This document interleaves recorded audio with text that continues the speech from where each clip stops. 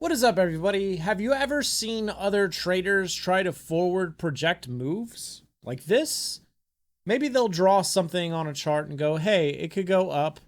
And then what could happen is it could top tick the top of the range and then come back and hit the midpoint and go back up. Or since it's at the point of control right now, what it could possibly do is hit the point of control, rotate down, hit the value area low, and then rotate and hit the top. Or scenario 3, what could happen is it could stay in the middle right here, push down, bounce back, come down, and then finally blow up. Those are my 3 scenarios. Have you guys ever seen that before? Well, what I'm going to do is I'm going to explain how you guys, if you're doing this, need to stop doing this and why. So what you have to understand is there are going to be massive amounts of variance in the way the price action is going to go through that section. So what do I mean by this? Well, when we take a look at it, the range that we're looking at roughly in this area here is over 200 ticks. Okay. And what you have to understand is the price is going to rotate in more random ways than your 3 projections might be. So you can think it's going to rotate, go here, here, and here, but the chances are that's probably not going to fucking happen. One of these 3 scenarios is probably not going to happen because realistically, there's an unlimited amount of scenarios that can happen. So let me break this down into simpler ways so you guys can understand. So we have Legos right here. So this is a 2x2 studded Lego. Now I have another 2x2 studded Lego. So I can put it up here, right? That is one variation. I can turn it like this, 90 degrees. That is another variation. I can turn it back another 90 degrees. That is another variation. So being on top of this stud, there are 3 ways it can be, okay? Or I can take it off this stud and I can move it here. That's another variation, right? Or I can take it and I can stick it here, okay? And when it's back on this back stud, I can rotate it several directions. So on the edges, I got 3 different variations and then I can put it in the middle. So that's 7, okay? Or what I can do is I can put this piece on top, right? And everything this piece can do when it was on the bottom, it can do on the top, and I get another 7 variations by just flipping these 2. So with the studs I have up to 14 combinations of the way these Legos can be put together. Now, if I introduce a couple more bricks, like so, the variations go up substantially. I can put these together in so many different combinations, right? I can put these together in, well, so many combinations that you really can't predict where I'm going to put it next. Try to predict how I'm going to do this next. Okay, and then I'll stick that one in there. Did you think it would go together like this? Now what I want you to do is attempt to predict how I'm going to put these together next. Did you think it would go together exactly like this? I want you to predict how I'm going to rearrange these.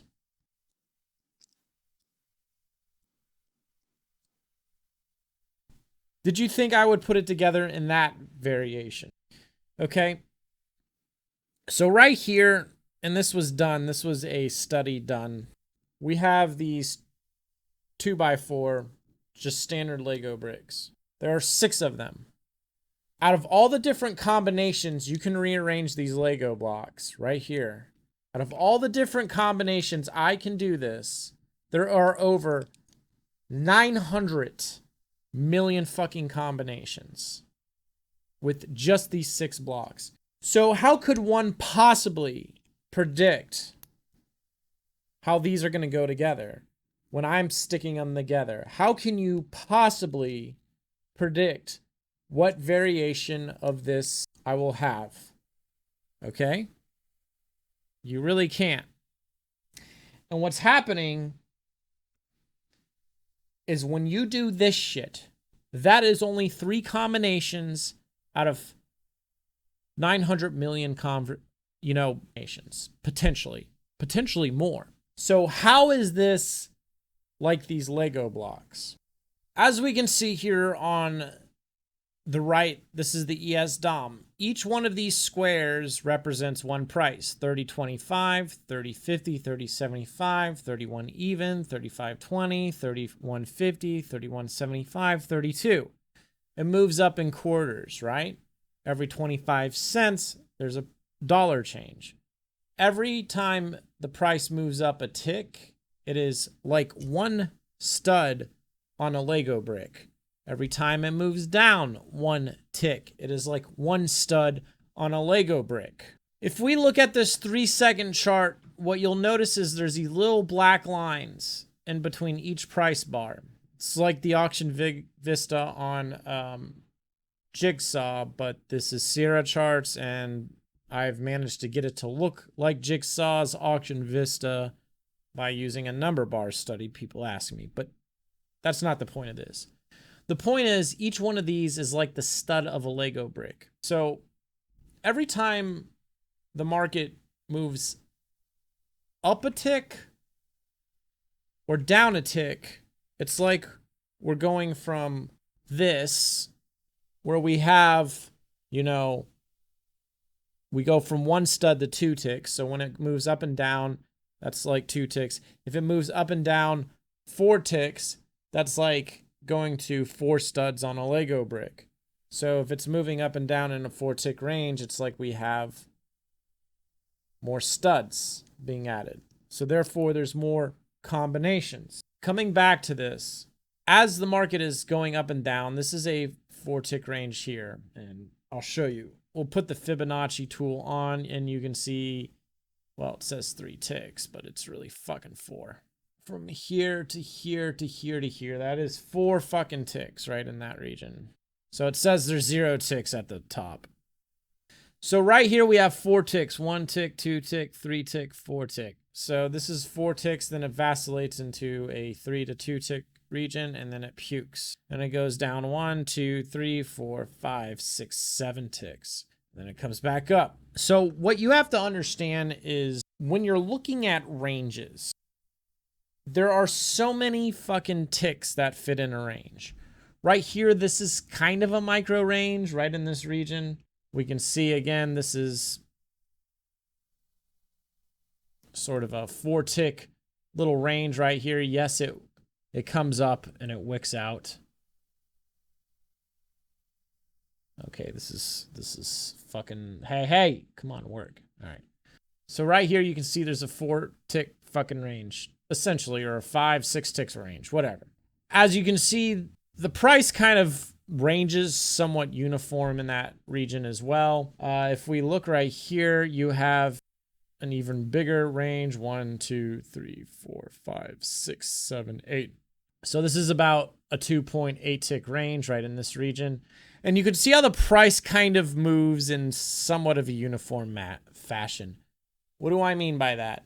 The price is going up and down, and it looks like a range, right? And we can scroll back, and we have yet another range here. And this one is about the same. It's about 1, 2, 3, 4, 5, 6, 7, 8-ish ticks. So you have a range here, okay? This range right here is about the same height as this range right here. But notice the variation of how the price action goes through here. Notice how it doesn't test the bottom, but it double wicks the top, and then it does an extreme V flush on the bottom and then comes back near the top again. Notice this one here. It goes from top, bottom, not quite the top, bottom, top. Whereas when it tests the top twice right here, it never quite goes all the way down. Well, right here where it tests the top and the 2 pivots from right here on the left to right here on the right, it tests the bottom twice versus this side, which it doesn't. Again, roughly the same height, maybe a tick higher. This one tests the bottom, pulls mid on the range, and then it comes out 3 ticks. This one only about 2 ticks. This one only comes out 1 tick right here, right? And then eventually this one does its thing, and then it drifts out the bottom. Whereas this one decides to drift out the top. Again, these two ranges are roughly the same. However, for every tick of height that is like this,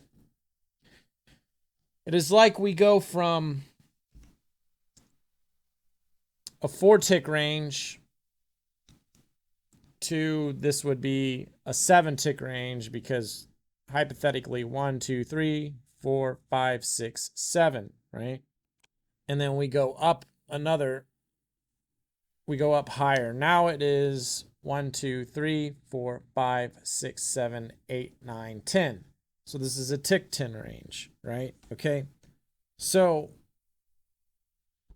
you're going to have less combinations when you start to go sideways. When the price starts to go sideways, which that's what it's like, it's like we have more studs to put this block on. Like the next tick, it has more studs to traverse, right?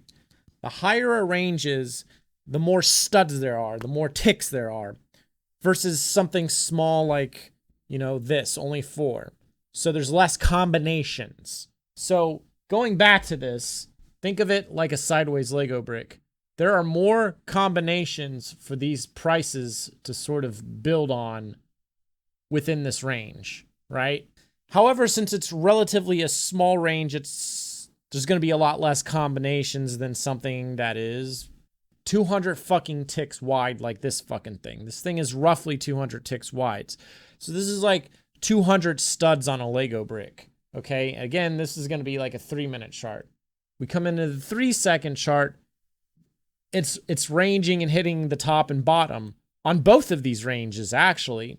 We could probably find another 2-point wide range. Here's one right here. Let's erase this white box so we can see it. Here's another one that's roughly, 2 points wide, right? 1, 2, 3, 4, 5, 6, 7, 8, 9. So roughly as high. Again, it's banging off both ends. This one's a little different, right? It looks different than the ones over here and over here. Now, obviously, the tighter something is, the more predictable it's going to be. The less variations there are, the less combinations there are. Again, the more Lego bricks I'm introducing, the more possible combinations of other Lego bricks being manipulated and going on different studs. Well, the same thing is happening on the charts. What you have to understand is, in a 2-point range, this is why I love 3-second charts so much. While there's quite a few potential combinations that can happen within this 2-point range, it's going to be a lot more predictable than this 3-minute range. Or this spans several days. This 200 fucking tick range. Okay? The price could do so many vastly different things. And as you can see, when it does hit down here, it really vacillates and chops aggressively up. Because again, each fucking tick is like a Lego stud. And look at how choppy this is. These are 45 tick swings. These are 45 fucking tick swings as it walks its way up. Okay? That's insane. Now, I don't know of anybody who has a stop that is 45 ticks wide. But while one can be absolutely right that the market might come back up, the fact of the matter is this fucking thing is swinging so insanely as it's going up. And if you're buying this in the wrong fucking spot as it's going up, it's going to keep wicking you out on the back end. And if you buy somewhere, for instance, let's say we just fucking pick a spot. We think it's going to go up. And we decide we're going to fucking buy it, right here, right? We buy it right the fuck over here. Let's say we buy it right as it's going up. Let's really zoom in on this and get a good idea of what the fuck is happening. Okay, let's just say hypothetically we buy this because we drew, you know, those lines where we think it's going to go up. No, there I am. So we think it's going to fucking go up. We buy it right here. Okay, well, look what would happen. On the hard right edge, this thing would dump against us 41 ticks. Okay, when it's dumping down 41 ticks, you know, past our fucking entry, on the hard right edge, that much, I goddamn guarantee anybody who's watching this probably thinks the market's going to go down or their position's over and they're going to get wiped out. We can't look at this shit from a hindsight perspective. So, and just bear with me, it's all going to make sense.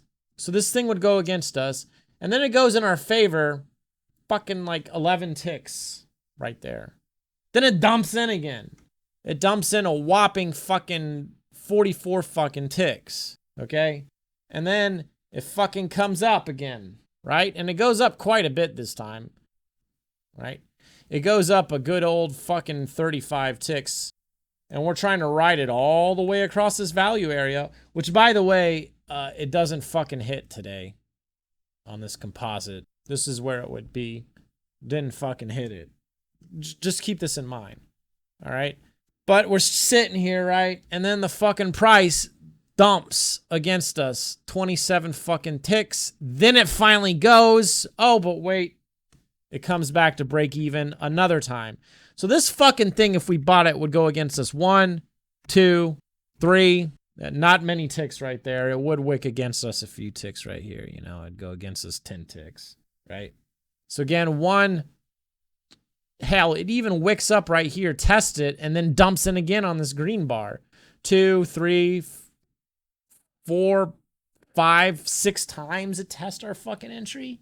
And half of those, it's going against us 30 to 40 fucking ticks. So the thing is, when you think it might go up, zoom out on the fucking thing, you know, you're like, well, you know, it bottom ticked right here. It's mean reverting. It's above the value area. It could go up. It could go to this fucking value area high. Yeah, sure, it could go up. But what you're not accounting for is this shit. And how many times it's going to fuck check your entry.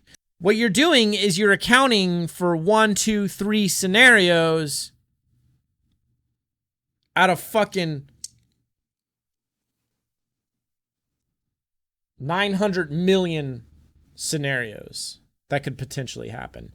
And there's no way in hell you can predict all 900 million fucking scenarios, right? God knows how many scenarios are right here. I mean, because it's 200 ticks, right?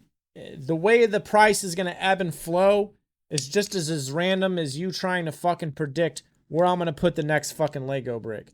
Where's the next Lego brick going to go? Huh? How am I going to do it? Where's the next fucking Lego brick going to go? Predict it right now. Predict it.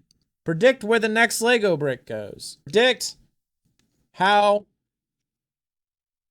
this goes. Predict what I'm about to do. You fucking cannot predict what this is going to become.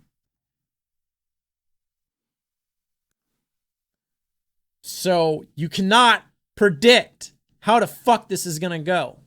And therefore, you're going to have a lot of problems. One of your predictions of where the price can go in a vast range like this, a 200 tick range, is like literally winning the fucking lottery. You have to be lucky. Like when I showed you the 3 potential scenarios in the beginning of the video, that is only 3 combinations out of fucking a billion combinations, okay? You can't fucking predict what the fuck's gonna happen. So what you have to do, and this is where a lot of traders are getting fucked up. They think that it's gonna do this or that, and then it doesn't. It does some wacky shit you never fucking accounted for. Like, oh yeah, just get long here.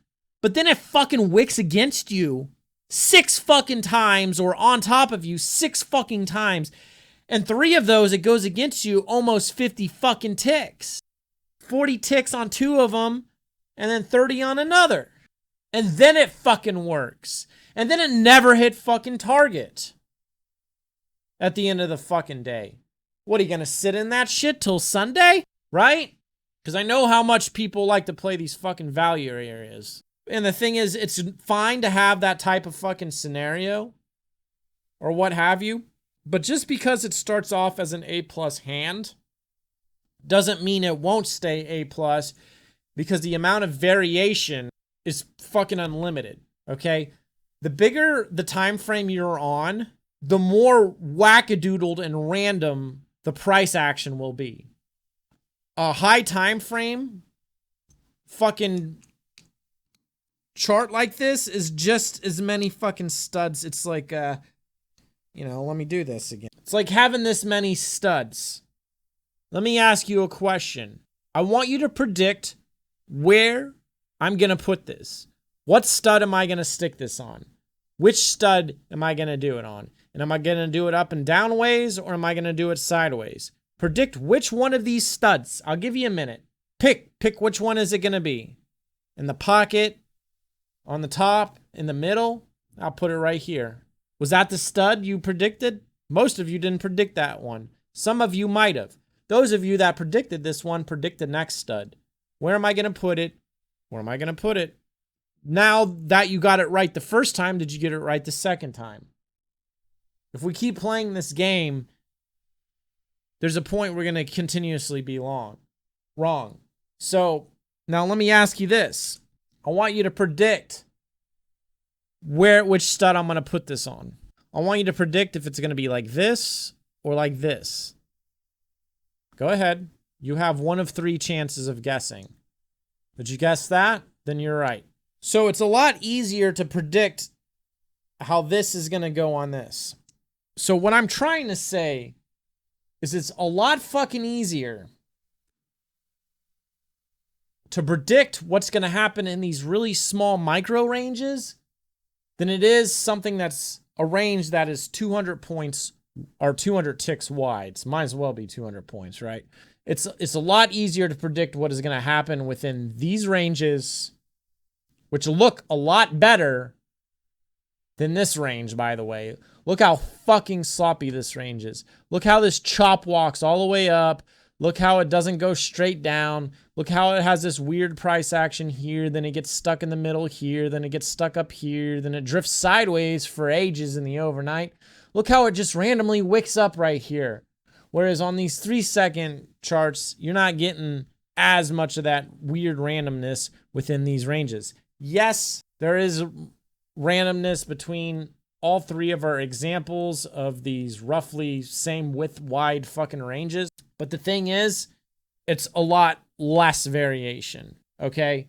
So what I'm trying to say here is whatever high time frame thesis you have, you need to account for the unaccounted for. You need to be prepared and be ready for something you didn't even think was going to fucking happen. Because most likely, that's what's going to fucking happen. It's going to be very rare that the specific scenario you're gunning down, especially the wider the area you're looking at, the bigger the targets, the more random the price action's going to get. The more variance, the more variations, the more combinations that you're just not going to be able to calculate. Because you're not a supercomputer. You're just not going to be able to predict all of the variations. You can have 5, 6, 10, 20 fucking potential scenarios that could happen. Okay?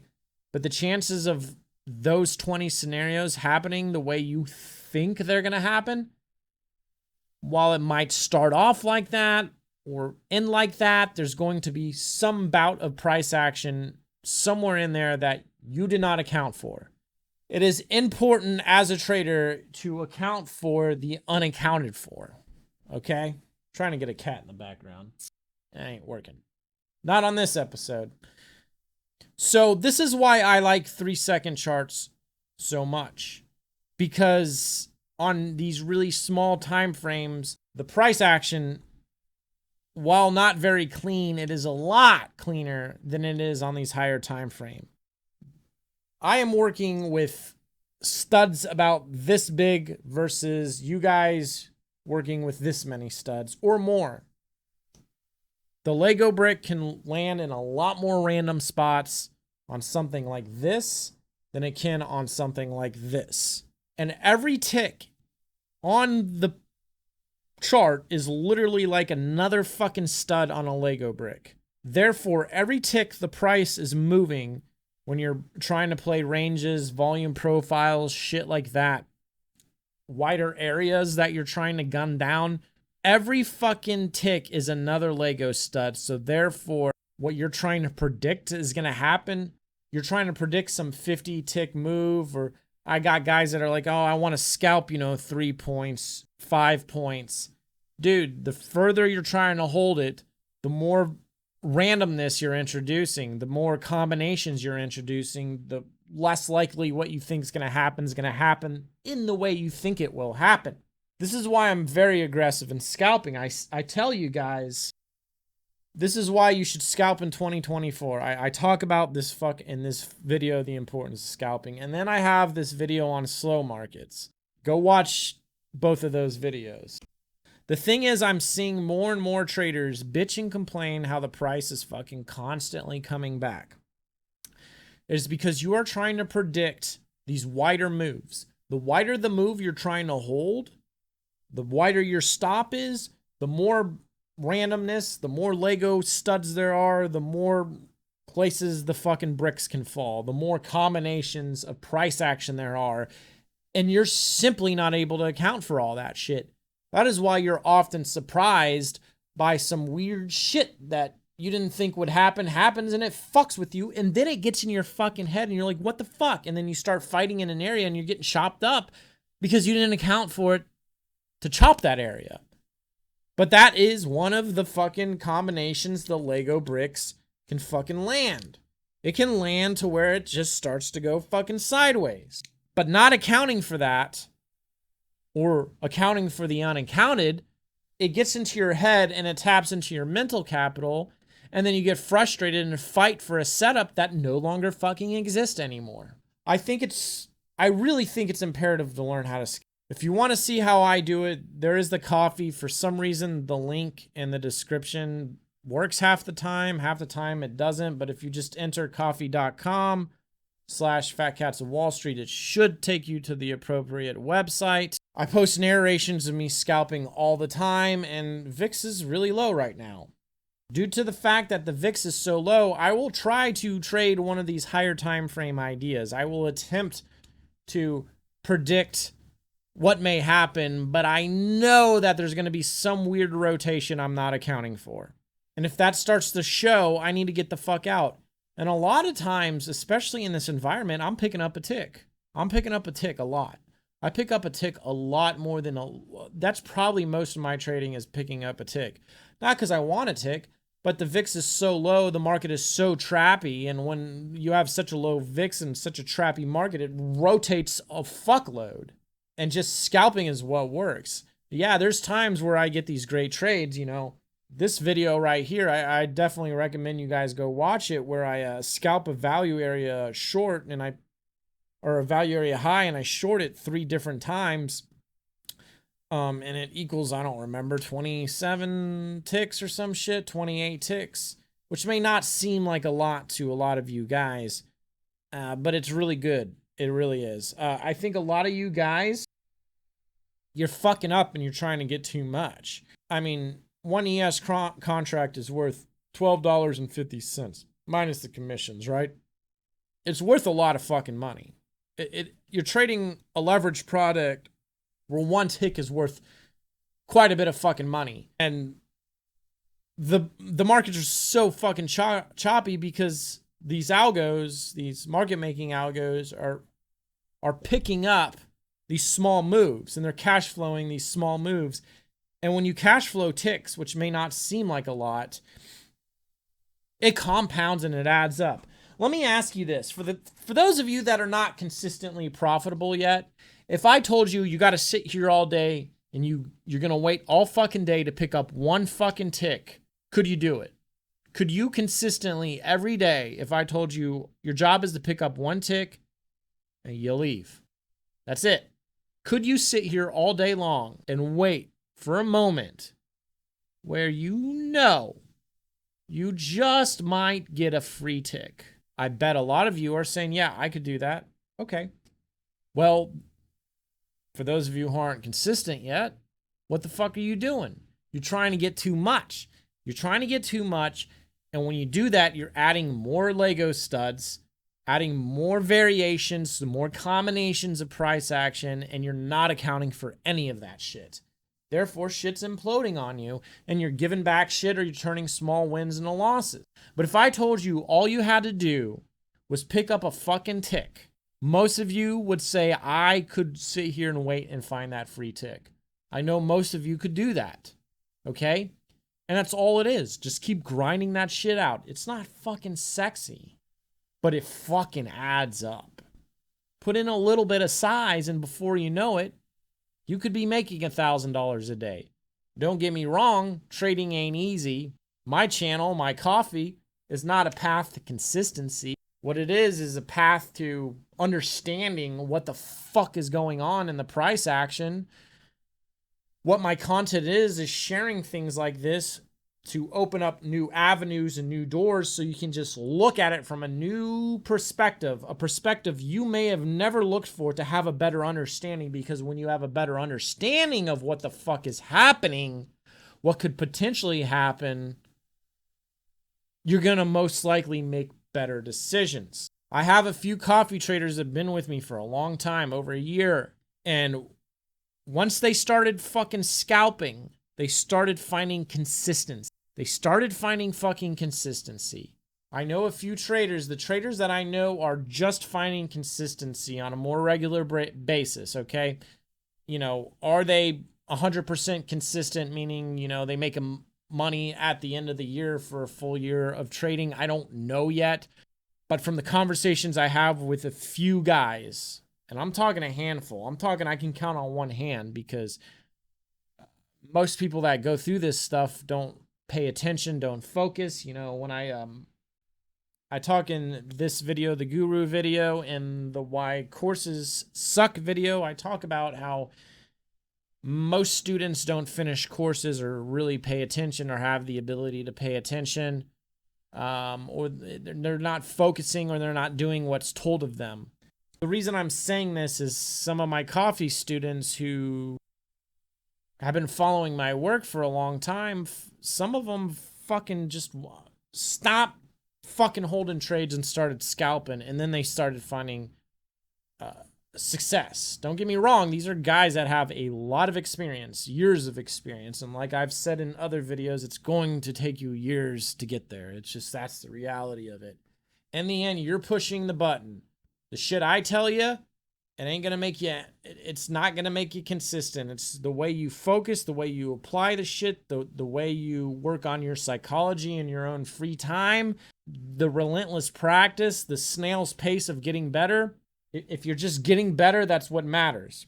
But for those of you who are struggling, I encourage you to attempt to grind out 4 ticks a day. Wait there all fucking day until you can get 1 tick for free.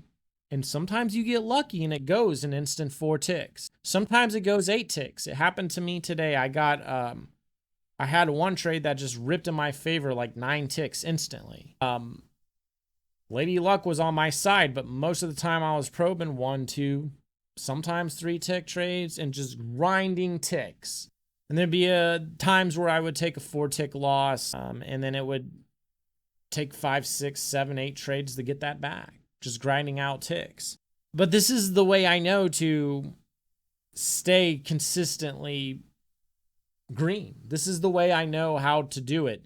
Yeah, there's these big sexy trades I put on YouTube and shit, and they're great case studies. That's why I put them there, but most of the trading really is just grinding.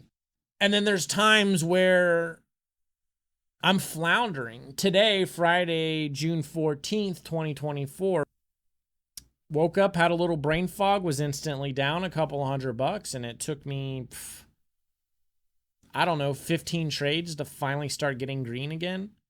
And then finished with $980 something or something of that nature. And then we kept going. And, you know, there was a point today where I was up about $2,000, and then within an 18 trade period, my P&L was doing this and just going sideways. I was losing money, getting a little bit of it back, then I would take a bigger loss.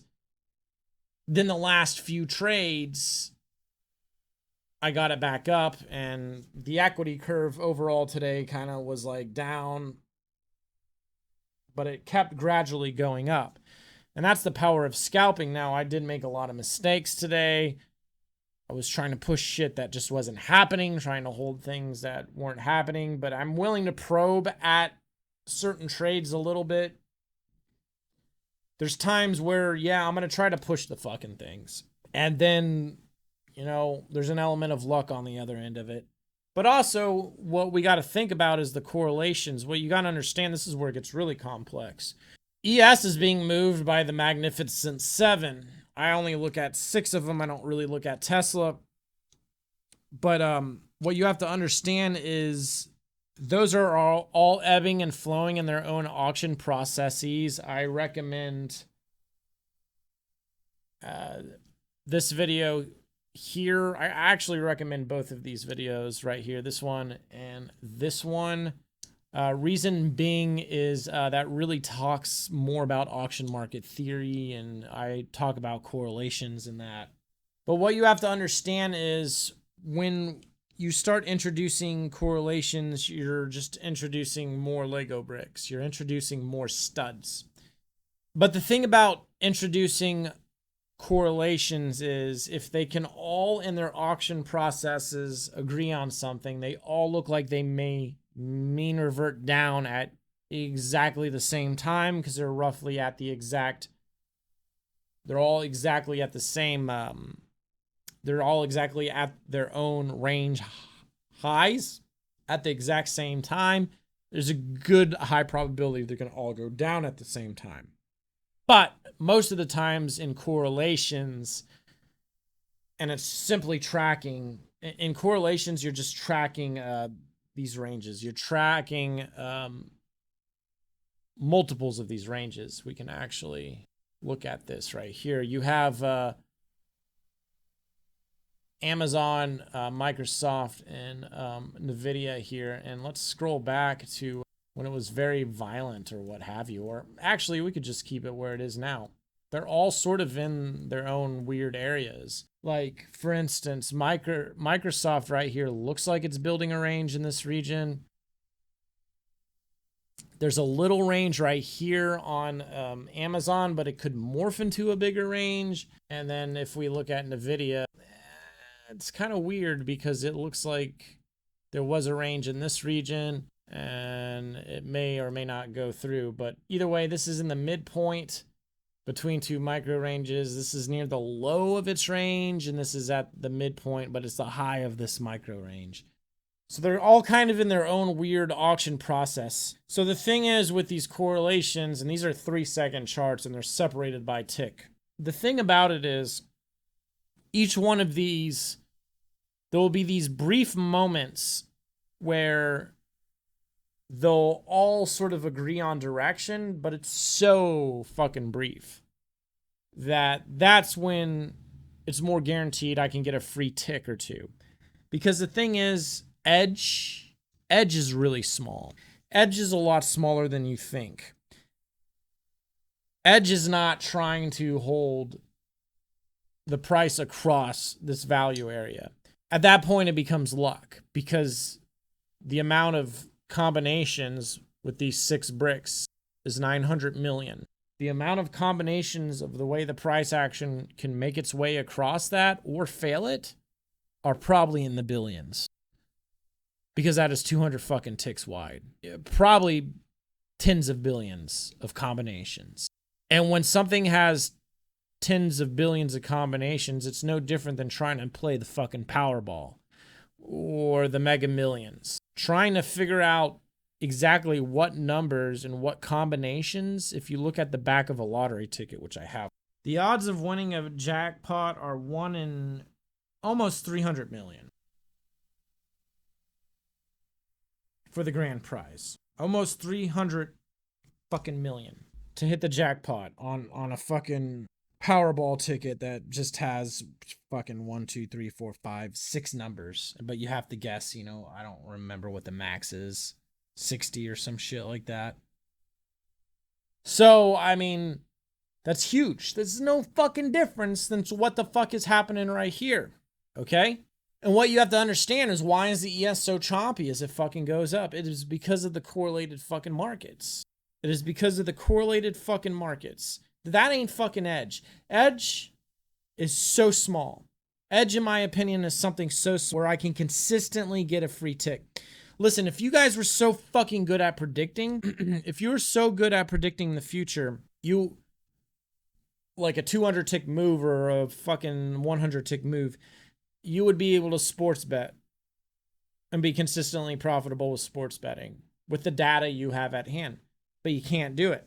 So let me ask you this. If you could sports bet, but you could bet at any moment, for instance, if somebody hits a baseball and it's flying in the air towards the outfield and the catcher is running and the ball is coming down and I can tell he just might catch it.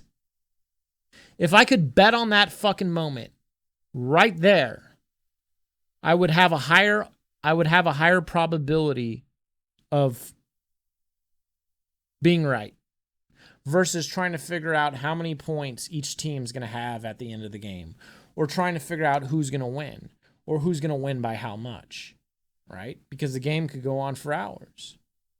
But if the pitcher throws the ball and I can bet that the baseball player is going to make contact with the ball right before it makes contact with the bat, right as it's coming within feet of him, I have a higher likelihood of being right than I do trying to predict a game.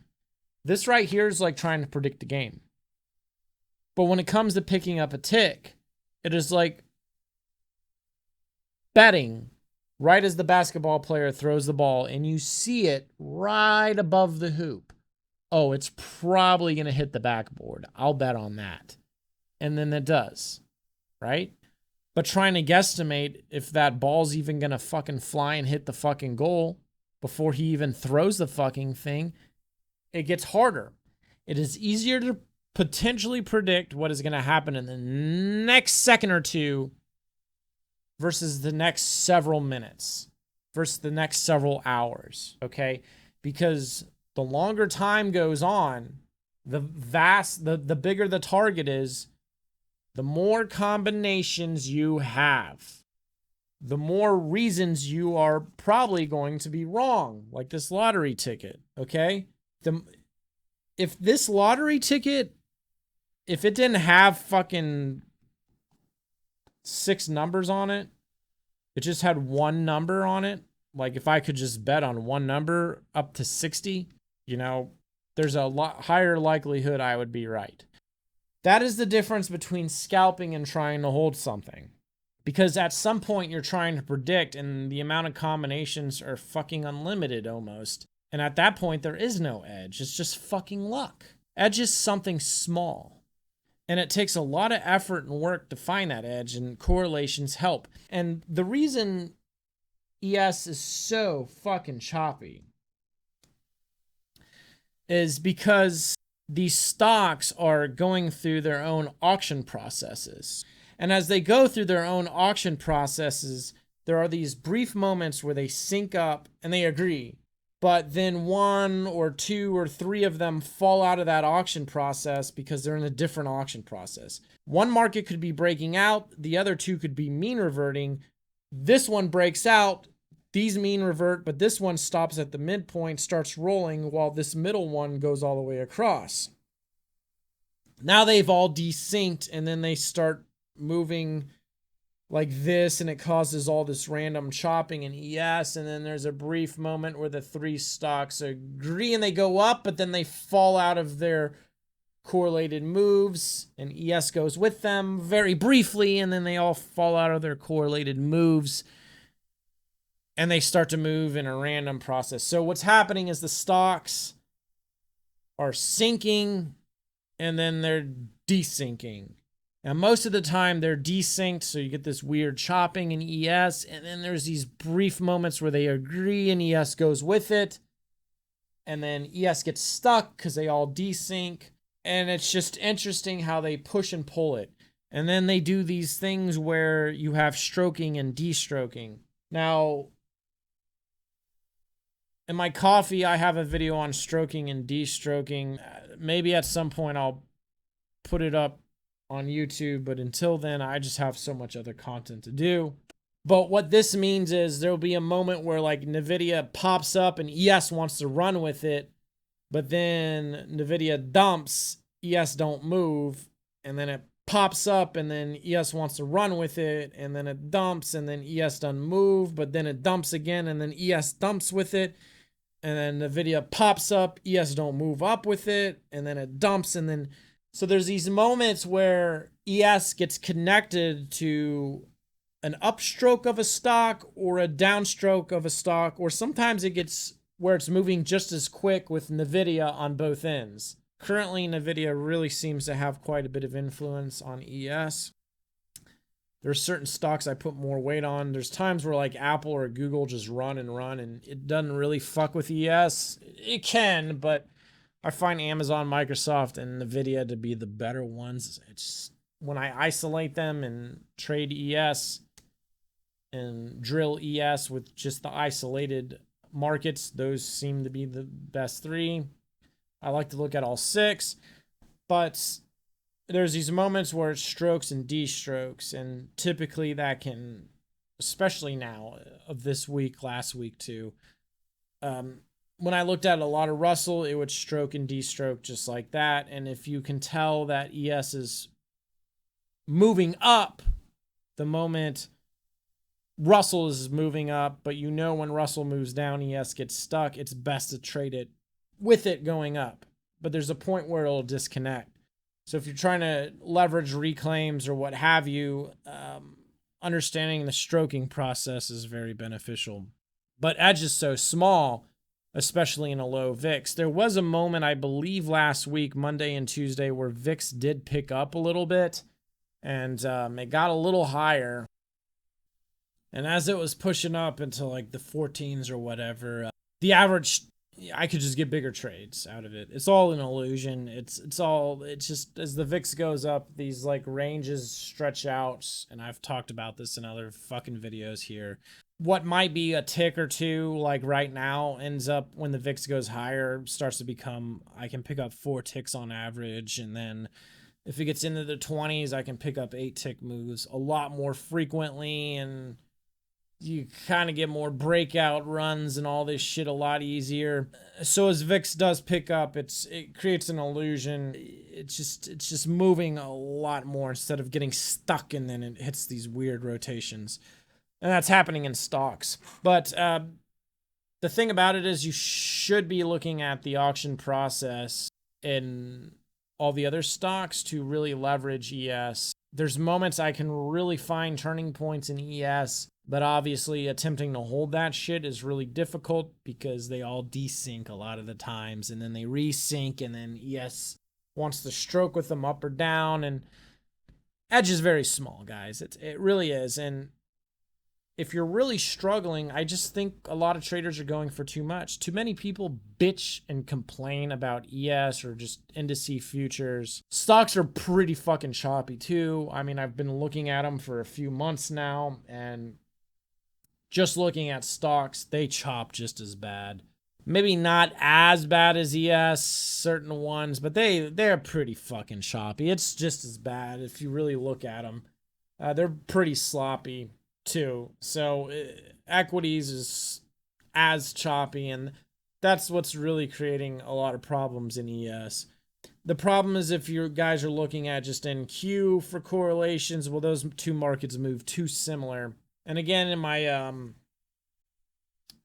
VWAP video, I talk about how the order flow is not natural, and it's moving because of equities, not because of what's happening in ES. It is being solely influenced by these stocks, and if you can gauge the auction process just like you would in futures, just like you would on the ES? Are most of them going to mean revert, or do they look like they're going to break out? If you get majority rules, then it's a lot easier to lean on a mean reversion play or a breakout on ES. Now, they will desync rapidly, and this is where you're going to get a lot of chop and drama in ES. And this is why I scalp it, because they can desync and then they can start to all roll and go the other way. And then this is why ES starts to puke and not run to target because of what's happening there.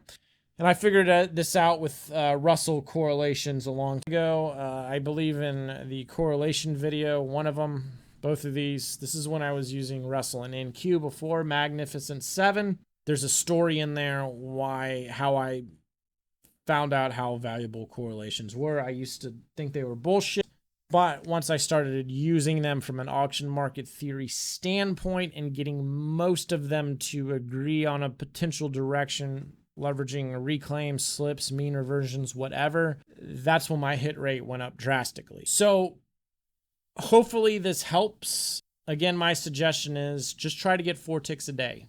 Have some fucking account or something where that's all you do. Don't get it all at once, just 1 tick at a time. Sit there all fucking day and see what happens in your trading. See what happens. And the problem is there's going to be times where you go for that tick and you're going to get blown out 8 ticks. And then you're going to want to probably get all 8 ticks back with an 8 tick move or bigger. And when you do that, that becomes problematic. So if you get blown out 8, 12 ticks, just grind it 1 tick at a fucking time. See what happens, because I really think a lot of you guys that are struggling you're just going for too much, because you don't need much to do well in this. And edge is smaller than you think, and the bigger the trades are that you're going for, the more Lego studs you're introducing, the more combinations, the more you're not accounting for, the more likely shit is just probably not going to work out the way you thought. With that being said, I will see you guys in the next video.